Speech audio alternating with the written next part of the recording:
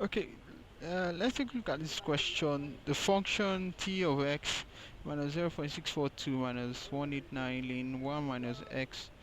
Um, okay, when x is, first of all, when x is 25%, that's going to be 0.25.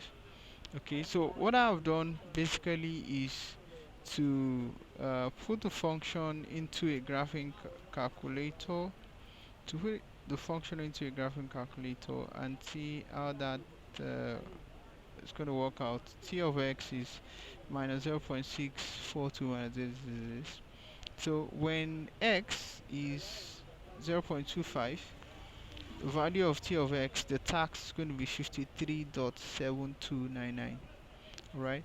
Now when x is 1 is 0, tax is going to be negative, which should not be. And when x is also 1, the tax will be undefined. Okay, so let's look at this. Let's look at this. Okay, here's the point we have here. We can also zoom in. And we get the value of t of x to be this 53.72, which is around this corner. Which is around this corner. Okay, and then okay, so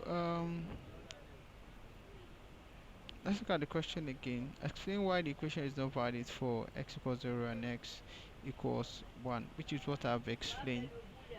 Your tax will not be negative, okay, but when tax is 25%, so I've answered that previously. I'm going to stop there.